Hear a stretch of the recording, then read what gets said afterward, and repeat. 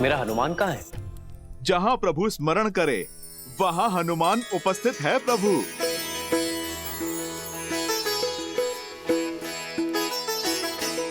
आओ हनुमान, तुम्हारी ही प्रतीक्षा थी। बैठो। प्रभु, मैं तो अभी क्या? अभी भोजन का स्मरण किया था और आप देखिए अब मिल गया।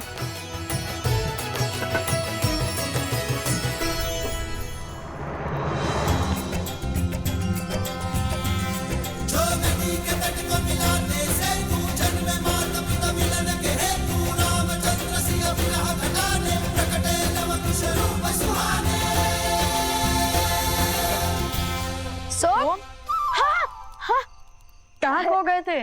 कहाँ खो गए सोम? खाओ ना, खाओ खाओ। खाओ खाओ। अरे बस बस, मैं सोम कर लूं, श्री हनुमान जी नहीं। और कितना खाऊंगा? अब तो हमारे भाग का भी तुम्हें ही खाना होगा। इस यात्रा में जितनी कठिनाइयां हमने सही है, इससे अधिक कठिनाइयां तुमने भी सही है। तो जिस मित्र ने हमारे भाग का दुख सहा, वो सुख भी तो भोगेगा ना। जिसने हमारे भाग्य के कड़वे फल चखे, वो मीठे लड्डू भी खाएगा।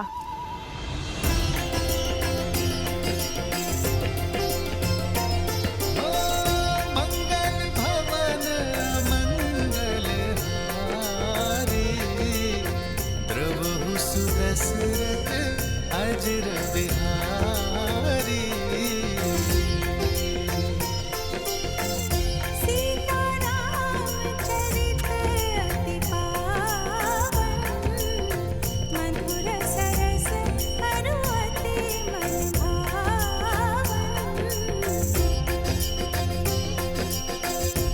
आज फिर माता सीता के हाथों के भोज का स्मरण हुआ है।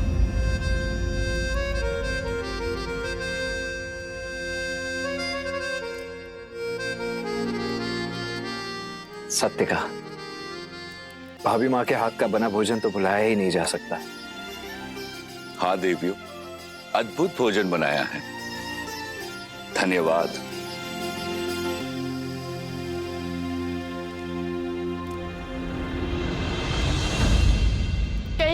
कि छोड़ दिया आपने अपनी पत्नी को? क्या घटा था ऐसा जिसके कारण आपको ये निर्णय लेना पड़ा? ढूंढिए माता सीता को, उन्हें स्वीकारिए। माता सीता का स्थान कोई स्वर्ण मूर्ति नहीं ले सकती।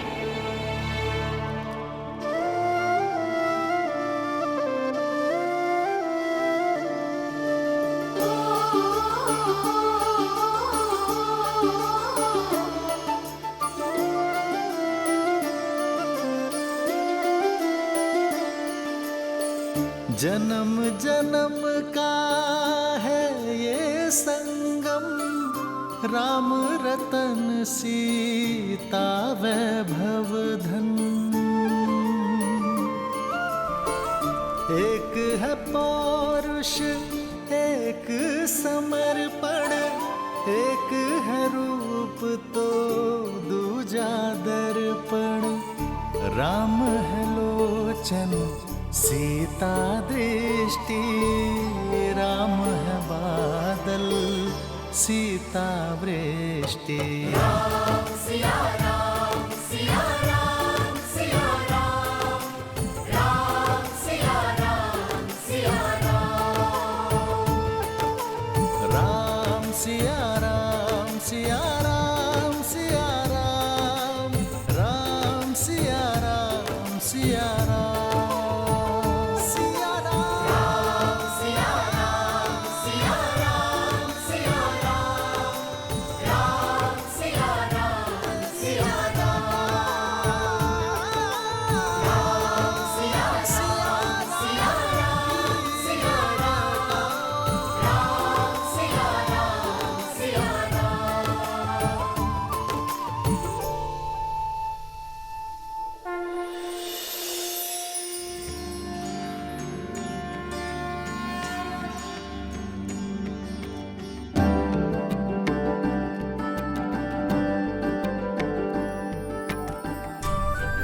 लव कुश, भगवान वाल्मीकि के आदेश अनुसार मैं तुम दोनों को अश्वमेध यज्ञ समाप्ति के सुअवसर पर अयोध्या लेकर जाऊंगा। जाओ और जाकर प्रस्थान की तैयारी करो। कौशल के आज का, कौशल के आने वाले कल से भेंट का समय आ गया। जो आज्ञा गुरुवर। माता, माता समय आ गया माता। माता, माता प्रतीक्षा पूर्ण हुई, समय आ गया माता।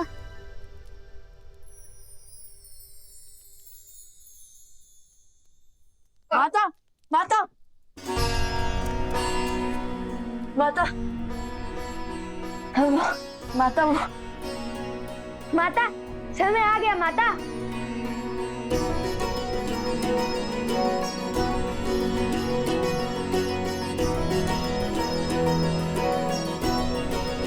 अयोध्या जाने का समय। हाँ माता, हम अयोध्या जा रहे हैं। और आप भी सज रहिएगा। हाँ माता, देखिएगा शीघ्र ही पूरा परिवार आपको लेने आएगा। हर अयोध्या वासी आपके समक्ष होगा, आपको मनाने आएगा और हर अयोध्या वासी को अपनी भूल का आभास करवाएंगे हम। और वो भी बिना किसी अस्त्र शस्त्र के प्रयोग से। और इस बार हम किसी के भी समक्ष शक्ति का प्रयोग नहीं करेंगे, बुद्धि का प्रयोग करेंगे। आपको तो पहले ही अयोध्या जाने की सूचना मिल गई थी। सबसे महत्वपूर्ण सामग्री पहले ही सज हो गई। माता को अपने पुत्रों की हर आवश्यकता का बोध होता है। ये मार्ग के लिए है, अभी समाप्त कर दोगे क्या? जैसी महारानी की आज्ञा।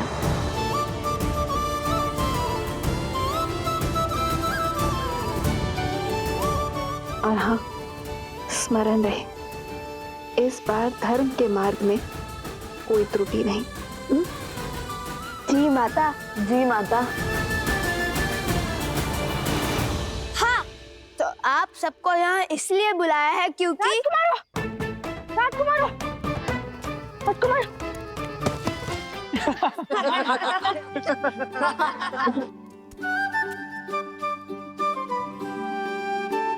अरे अधिक उत्सुकता में ऐसा ही होता है। अरे क्रोधित ना हो, मैं तो केवल अपना अनुभव बता रहा था। कहिए राजकुमारों, क्यों बुलाया हम सबको यहाँ? क्यों बार बार राजकुमार राजकुमार का गान गा रहे हो?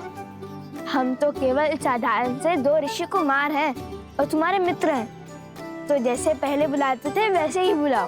पहले की बात और थी, पहले आप अपने ही सत्य से अनभिज्ञ थे, अब तो सब जानते हैं ना। नाम से बुलाया तो कहीं आप क्रोधित ना हो जाए। महाराज राम और देवी सीता के पुत्र तो कुछ भी कर सकते हैं ना। सिया राम के पुत्र होने के जितने लाभ है उससे कहीं अधिक उत्तरदायित्व भी है। सिया राम के नाम की रक्षा का उत्तरदायित्व, इसलिए हमें अधिक सावधान रहना होगा। तो जब हम यहाँ नहीं होंगे तब आप सबको एक तैयारी करनी होगी। तैयारी? कैसी तैयारी लवकुश? रामायण के मंचन की तैयारी। हम एक बार पुनः अयोध्या जाकर रामायण का मंचन करेंगे, किंतु इस बार इस रामायण का आधार भिन्न होगा, उसका सुर भिन्न होगा। अर्थात? ध्यान से सुनो।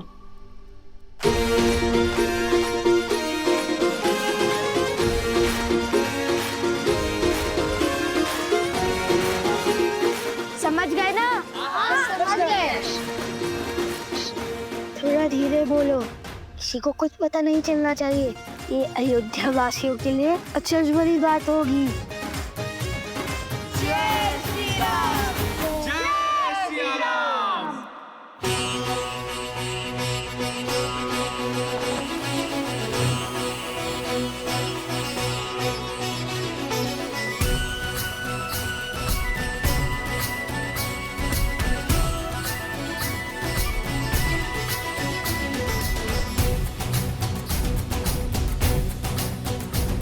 जन जन का मन हर्षा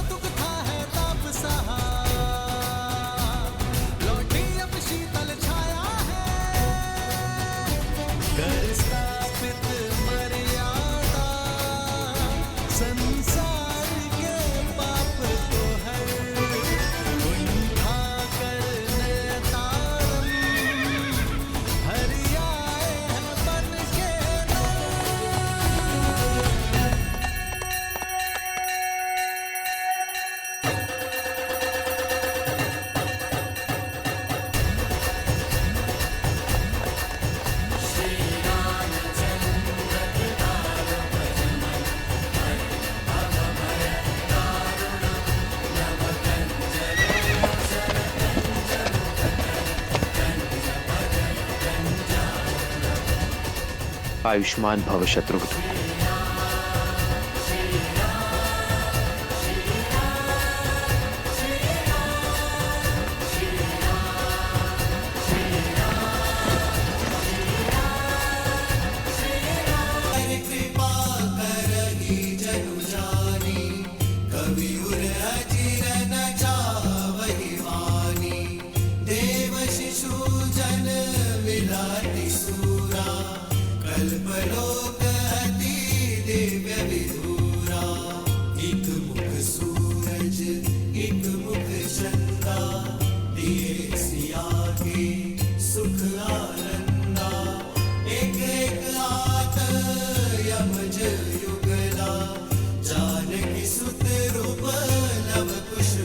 तुम जिनसे मिलने जा रहे हो वो तुम्हारे अपने हैं, चाहे स्थिति और परिस्थिति कितनी ही विकट क्यों ना हो।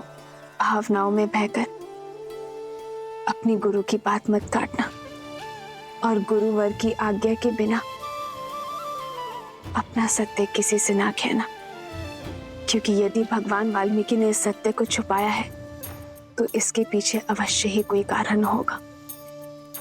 उनकी मंशा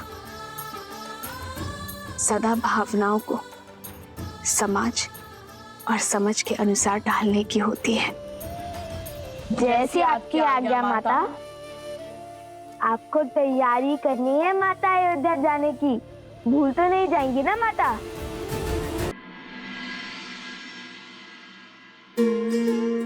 जी गुरुवर।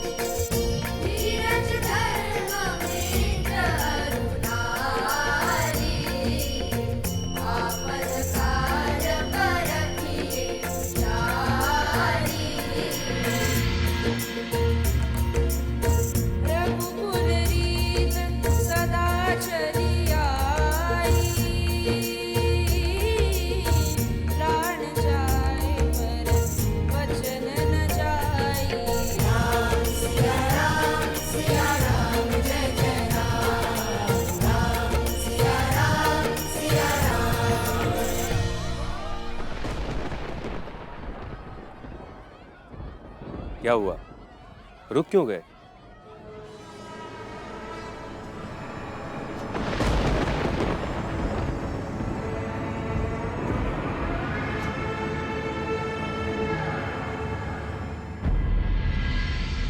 सुना गुरुवर, कोई रो रहा है।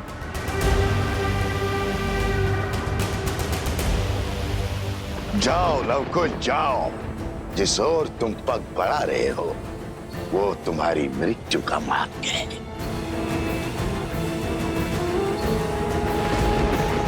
जोर से आ रही है, आओ।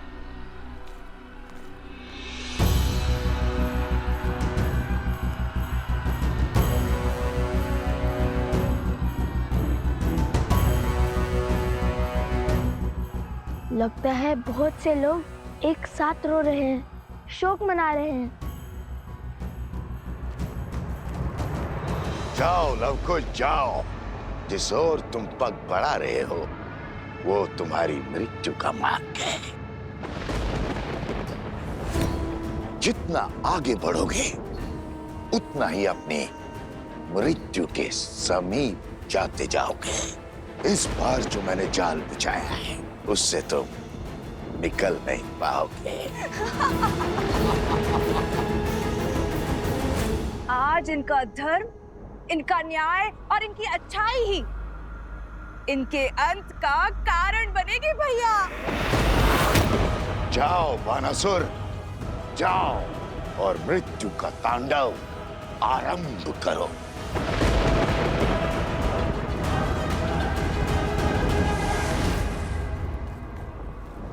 मुझे किसी नकारात्मक ऊर्जा का आभास हो रहा है।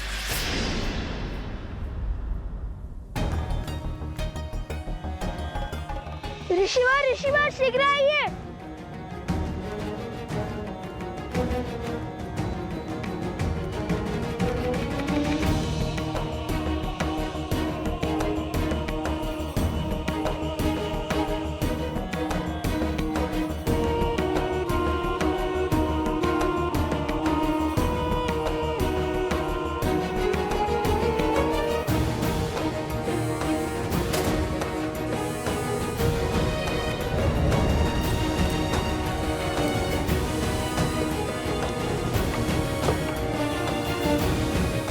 हमें चलकर देखना होगा कि समस्या क्या है। जब भी पग किसी महान उद्देश्य की ओर पड़ते हैं तब कोई ना कोई ऐसी तुच्छ समस्या आ ही जाती है। अब तो अश्वमेध यज्ञ का अश्व आधे मार्ग तक पहुंच भी गया होगा। शीघ्र चलिए ना। शांत कुश, हर बार की भांति इस बार भी हम हर समस्या का हल खोज लेंगे। समस्या को मात देकर समय पर पहुंच जाएंगे हम।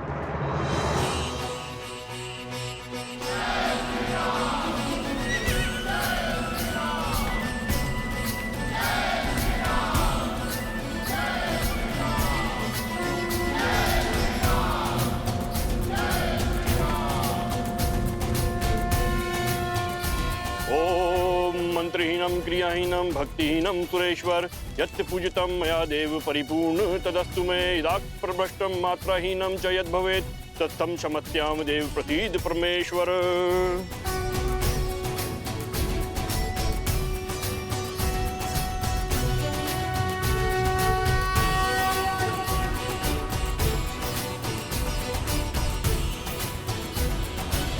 शत्रुघ्न का संदेश है।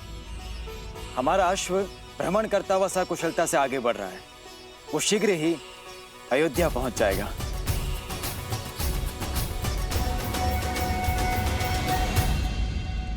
यज्ञ की अंतिम आहुति के दिन पूरी नगरी को भोजन करवाया जाए, धर्म की जीत का उत्सव मनाया जाए। माताओं को भी गौतम ऋषि के आश्रम से घर आने का निमंत्रण दिया जाए। तुम्हारे पुत्रों को भी गुरुकुल से घर बुलवाया जाए। कितना शुभ अवसर है ना, इतने वर्षों बाद पूरा परिवार साथ होगा। बस अब एक ही इच्छा मन के सागर में गोते लगाई जा रही है कि त्रिकालदर्शी भगवान वाल्मीकि शीघ्र अतिशीघ्र लवकुश को अयोध्या लेकर आए। जब से उनकी मन की बात का बोध हुआ है तब से हमारी उनसे मिलने की इच्छा और प्रबल हो गई। जब वो आए ना तो सबसे पहले हमें बताइएगा, हम उनके लिए स्वादिष्ट भोजन बनाएंगे और देखना वो झटपट सब चट कर जाएंगे।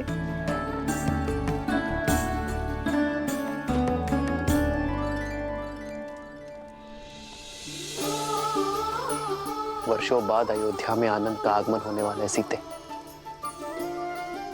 बस इन सबके मुख पर यूं ही हंसी बनी रहे कि कभी अनिष्ट का कोई भी आवरण उनके तेज को ना ढक सके।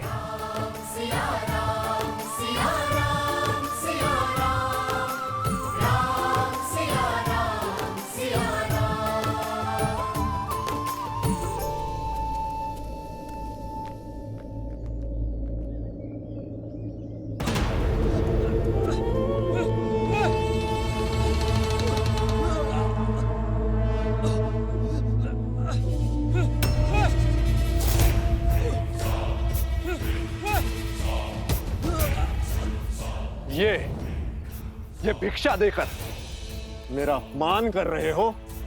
हाँ, बोलो।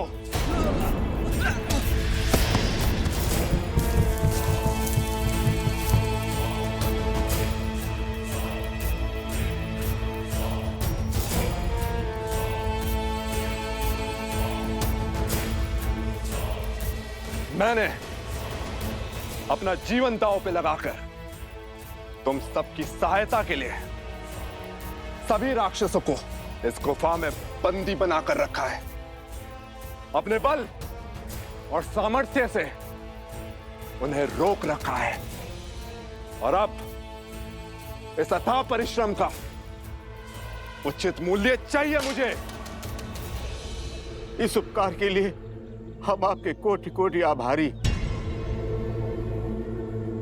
किंतु तनिक हमारी बात समझने का प्रयास तो कीजिए। जितना सोना और धन था वो हम आपको दे चुके, अब हमारे पास कुछ नहीं है। वीर कभी सहायता के बदले में सौदा नहीं करते। वीरता का सम्मान वो पाते हैं जो निर्दोषियों और निर्धनों की सहायता करते हैं और बदले में कोई अपेक्षा नहीं रखते। सहायता का मोल भाव करने वाले स्वार्थी होते हैं, वीर नहीं।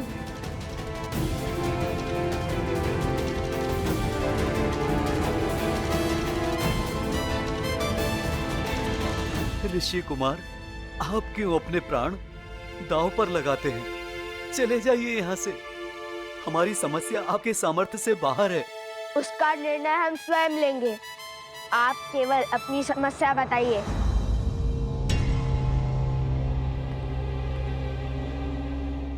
देखिए, घबराइए मत, निश्चिंत होकर सत्य बताएं। हमारा गांव कभी बहुत संपन्न हुआ करता था। महाराज राम की छत्र छाया में हम फल फूल रहे थे और फिर अभी कुछ दिनों पहले एक बड़ी अनोखी घटना घटी। लगता है इस बार वर्षा अच्छी होगी, फिर तो फसल भी अच्छी होगी। अरे रुक क्यों गए? कोई पिशाच देखा क्या?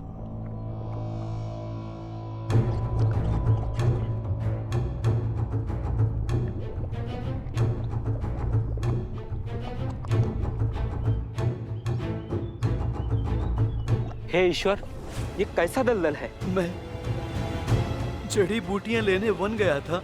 वहां मैंने देखा कि दलदल के पास सब एकत्रित हो रहे हैं।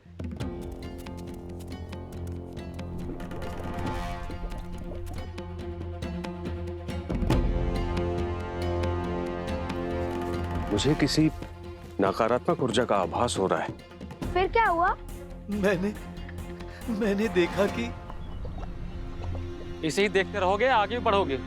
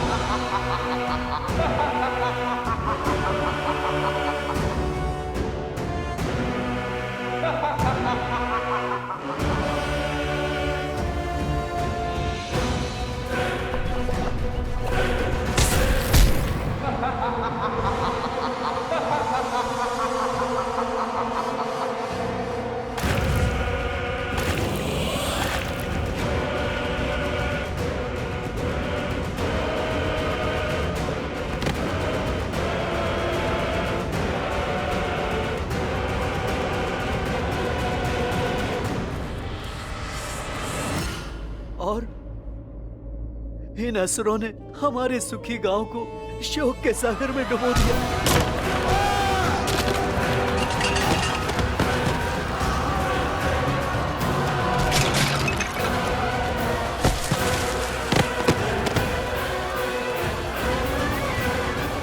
ये देखिए, ये हाहाकार उन्होंने मचाया है और फिर ये आए हैं हम असहायों के रक्षक बनकर।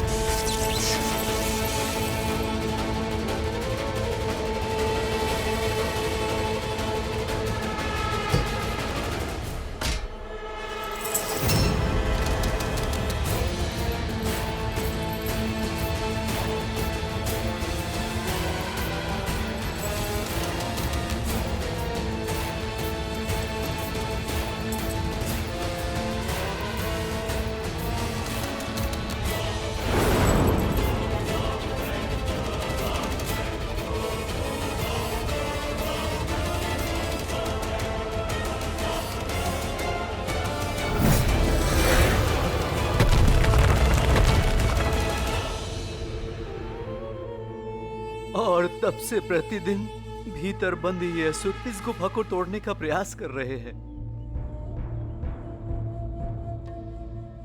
और हम इन्हें रक्षा का मूल्य चुका रहे हैं। ना जाने हमारे गांव के युवकों पर कौन सी आसुरी शक्ति हावी हो गई है कि उन्होंने अपने ही परिवारजनों का अंत करने का प्रयास किया है। पर राम राज्य में किसी पाप, किसी अधर्म और किसी आसुरी शक्ति का कोई स्थान नहीं है। हो ना हो ये किसी दुष्ट की योजना है जो श्री राम के स्वप्न को ना पूरा होने का षड्यंत्र है।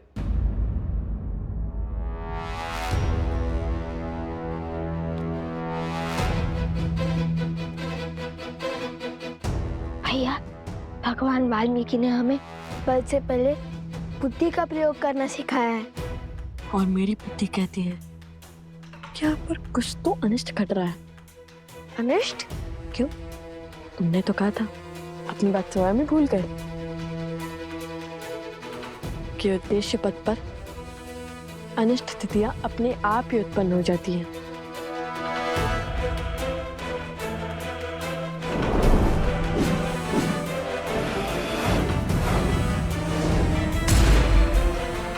हाँ भैया, एक बात समझ में आ गई आज। जहाँ हम होते हैं वहाँ परिस्थितियाँ विकट मोड़ ले ही लेती हैं। कितनी ही बार हमने ऐसी कठिनाइयों का सामना किया है, कोई तो है जो हमारे विरुद्ध खड़ा है। हमें बार बार विपरीत परिस्थितियों में ढकेल रहा है। हाँ, संयोग तो देखो, यहाँ पर मायावी शक्तियाँ हावी हुई और वहाँ पर रक्षण भी उत्पन्न हो गया। राक्षस नहीं, ईश्वर कहिए भैया। इतने आक्रामक असुरों को इतनी सरलता से गुफा में बंद कर दिया और वो चुपचाप चले भी गए। बात जितनी सरल लगती है उतनी है नहीं। अर्थात राक्षसों से पहले रक्षक का उपचार करना होगा।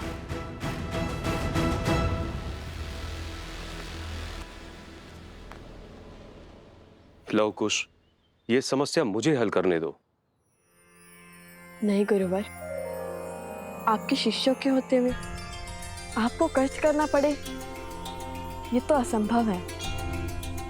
हाँ गुरुवर, ये जो कुछ भी हो रहा है कहीं ना कहीं हमारे कारण ही हो रहा है, इसलिए इस अनुचित को उचित हम ही करेंगे।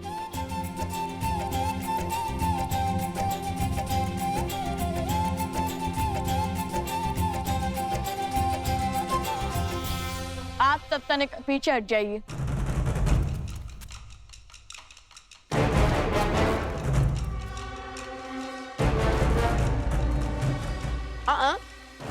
तुम कहाँ चले?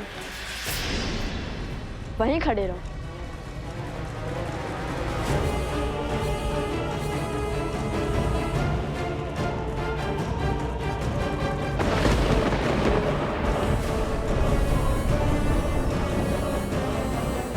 फिर से फंसा दिया महाराज।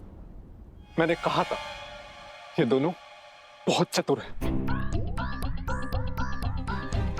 कोई ना कोई चाल अवश्य चलेंगे।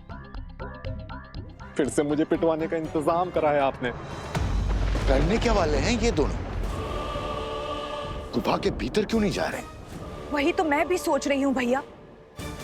इन्हें तो अपनी अच्छाई का परिचय देते हुए उस गुफा के भीतर चले जाना चाहिए, ताकि वो असुर इन्हें नोच नोच के खा जाएं और उनकी अस्थियां भी राम और सीता के हाथ न लग पाए।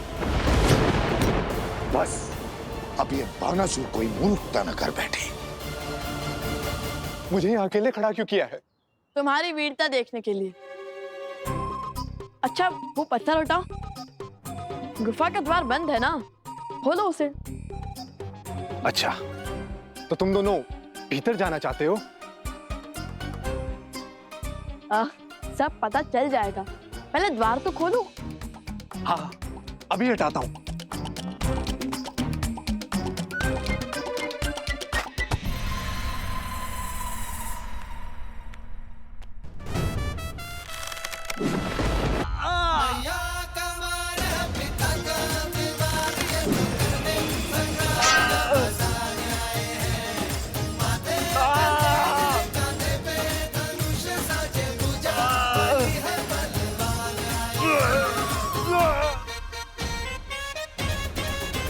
मुझे क्यों मारा? क्योंकि तुम रक्षक नहीं, भक्षक हो, बहरूपी हो। यदि तुम्हारा स्थान एक रक्षक का होता तो वो इतने सारे असुरों को एक साथ मुक्त नहीं करता, हमें भीतर जाने से रोकता। किंतु तुमने बिना विचार किए बड़ी ही सहजता से गुफा का द्वार खोलना शुरू कर दिया। अर्थात तुम जानते थे कि वो तुम्हें कुछ नहीं करेंगे। छोड़ो मुझे। ये लव कुश के बाण हैं, ऐसे नहीं निकले। सत्य बताओ, अन्यथा हमें सत्य निकालने के और माध्यम पता है। महाराज, बचाइए मुझे। महाराज, कौन है तुम्हारा महाराज? पूर्ण सत्य बताओ, अन्यथा। बताओ।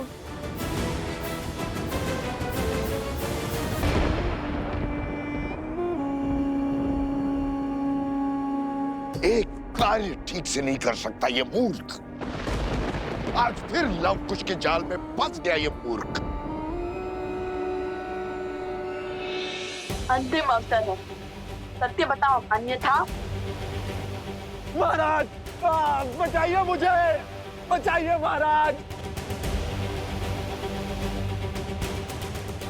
बचाइए महाराज, बचाइए मुझे।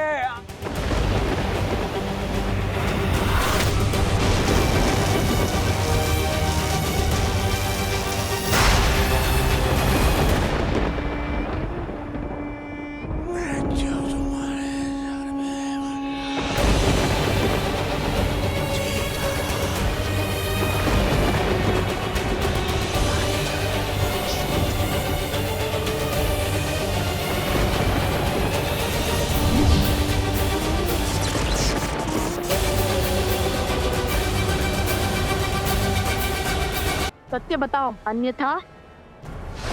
महाराज, बचाइए मुझे, बचाइए महाराज।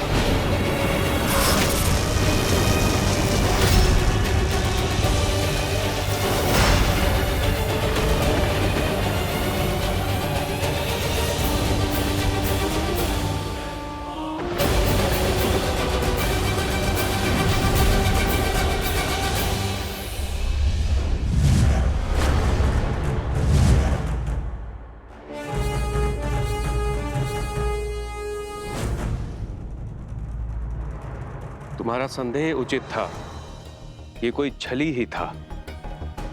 चिंता अपनी नहीं, इन युवकों की है जिन पर मायावी शक्तियों का उपयोग किया इसके महाराज ने। वो उन्हें तो बचाना होगा ना। यदि वो गुफा में बंद रहे तो उनके प्राण चले जाएंगे। यदि इन्हें खुला छोड़ा गया तो वो अपने ही गांव वालों को मार डालेंगे।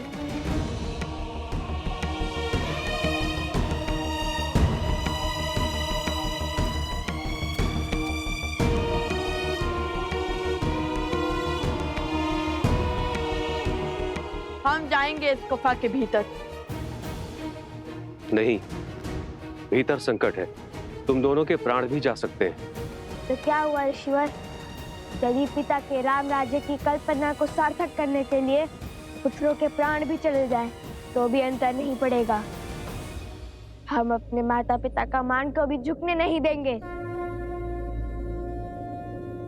अद्भुत, मेरा आशीर्वाद तुम दोनों के साथ है।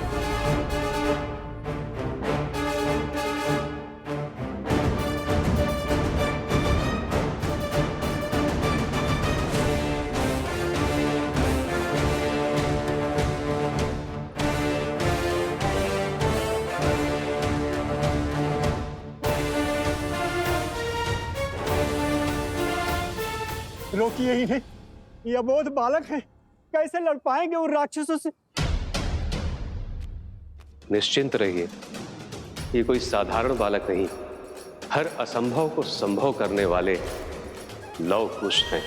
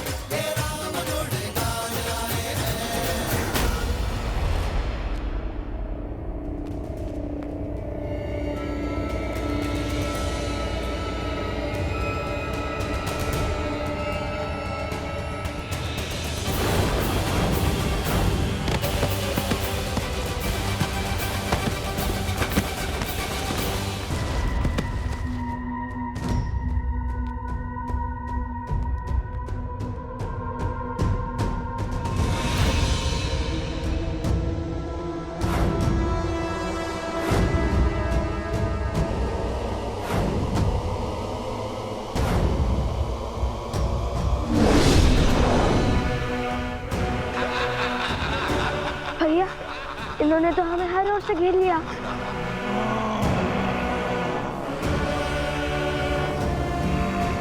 हम इन पर हर और से वार करेंगे। ये लड्डुओं को गोल बनाइए। उर्मिला, तुमने कह तो दिया कि नवकुश के लिए स्वादिष्ट भोजन तुम स्वयं बनाओगी, किंतु वो आएंगे भी तो रहेंगे तो ऋषि कुमारों के भांति। भोजन भी सबके साथ बैठ के पंगत में ही करेंगे, अर्थात अयोध्या में पधारे सभी ऋषियों के लिए भोजन तुम स्वयं बनाओगी। क्यों नहीं? जो सीता और राम के मिलन के लिए पूरे रघुकुल और वानर सेना से भिड़ गए, वो कितने असाधारण होंगे। जिनकी प्रतीक्षा साक्षात श्री राम को है, वो कितने महत्वपूर्ण होंगे। उनके आव भगत में कोई कमी नहीं आनी चाहिए। इतनी प्रतीक्षा तो पितामह ने हमारी भी नहीं की। पुष्कर, मेरे पुत्र।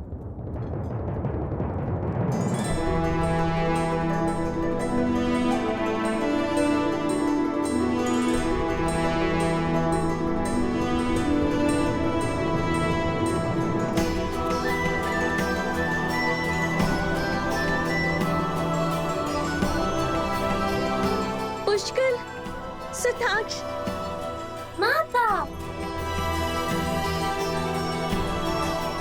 प्रणाम माता।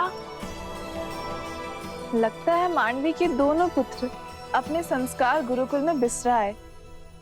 भूल गए कि पहले चरण छुए जाते हैं।